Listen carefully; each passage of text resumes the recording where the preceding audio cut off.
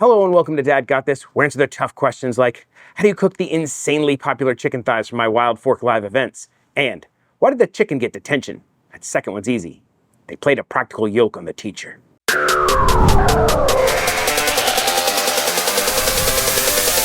First off, I want to thank Wild Fork for having me out to cook live at their locations and providing everything I needed for this video. I have been out and about grilling up foods from Wild Fork for everybody to try at various Wild Forks. If you want to know where I'm going to be next, check the link in the description. All the details will be down there. One of the most popular things at these events is my barbecue chicken thighs. So I'm going to show you how to make them at home.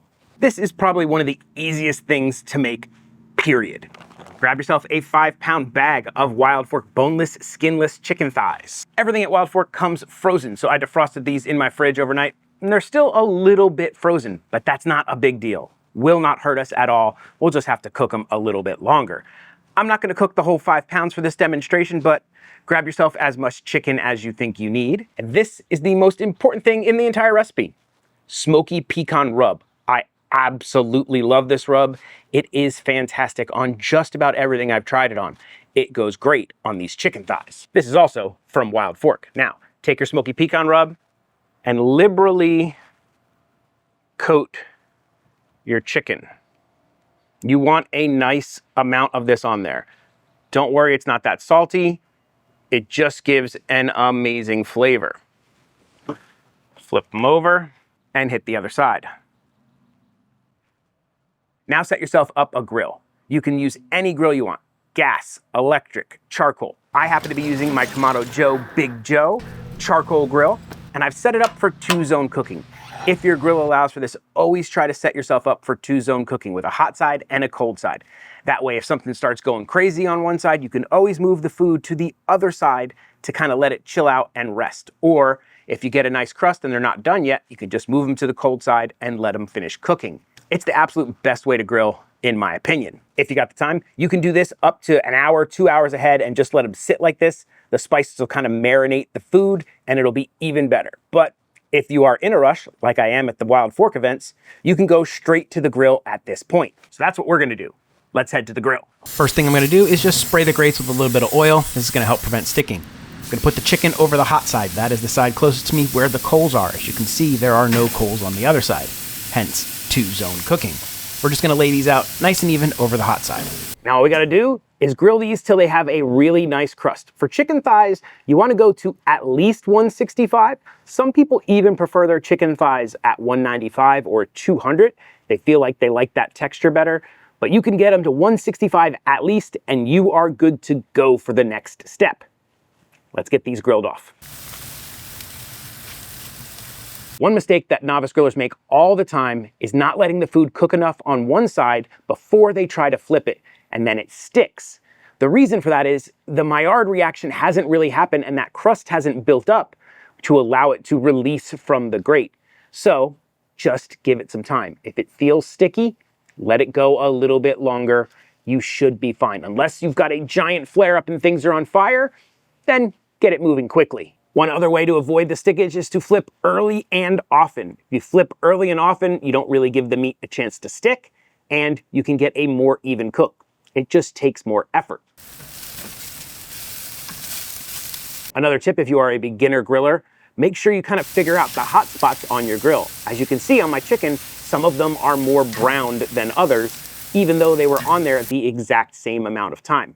What you're gonna wanna do is rotate your food around the grill grate so that kind of everybody gets even heat. At this point, I'm just kind of babysitting, watching the chicken, making sure there's no flare-ups, and moving things around. Have 2 sets of tongs. One for when everything is raw, and one for after it's gotten to a fully cooked outside. Once it has a fully cooked outside, switch to your cooked tongs away from your raw tongs. This will help avoid cross-contamination, and it's just better from a food safety standpoint. Just keep moving them around, keep rotating them, try and get a nice even color on all of your chicken.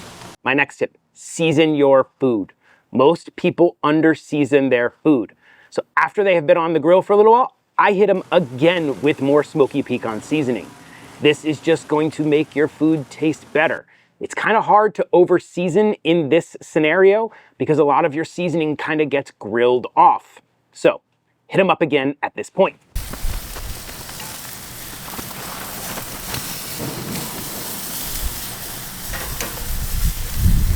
At this point, that chicken is cooked enough where I'm gonna switch from these tongs to my cooked tongs. Keep flipping them, keep turning them, keep cooking them, sprinkle them if you need more. Once you get a really nice color on there that sticks, stop sprinkling.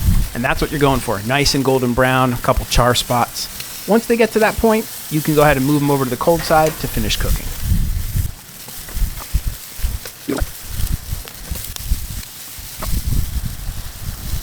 Get yourself one of these. This is an instant read thermometer.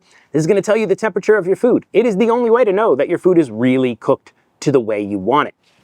Stick the probe into the thickest part and start backing it out slowly, and the lowest temperature you see is the temperature of the center. These were in the 140s, 150s, so they were not done. I'm going to close that lid for just a few minutes, and that should finish them off. The next absolutely crucial step in this process is to let these rest. At least 5, probably 10 minutes. Now that they've rested, they are perfectly fine to eat, just like this. But if you want to serve them exactly how I serve them at Wild Fork, get yourself Wild Fork Memphis barbecue sauce and douse them in it. But I just want to try one straight up Smoky Pecan.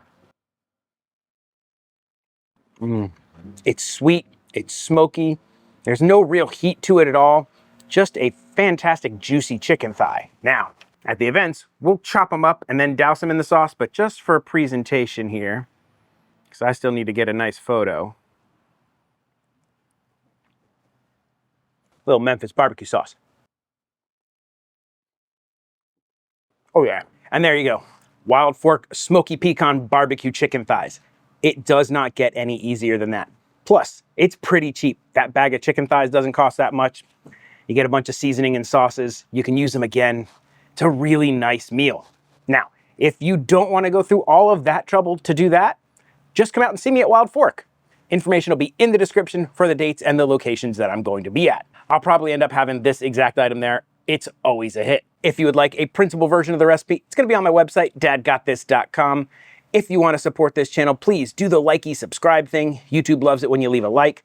I love it when you leave a comment. I answer just about every comment in my comment section. If you really want to support the channel, consider becoming a member. You get behind the scenes updates, producer credits, shout outs, members only cuts, all kinds of fun stuff. But if you can't, subscribing would be enough. Once again, I want to thank Wild Fork for having me out to their locations, providing everything for this video. So I guess with all that out of the way, there's only one question left to answer. What's a chicken's favorite movie trilogy? Lord of the Wings. Yeah, pretty bad.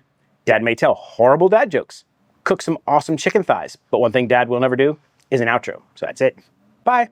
This is the part where I thank all of my members. You guys are the absolute best. Thank you so much for your support, and rock on. I don't know why I said rock on, but rock on.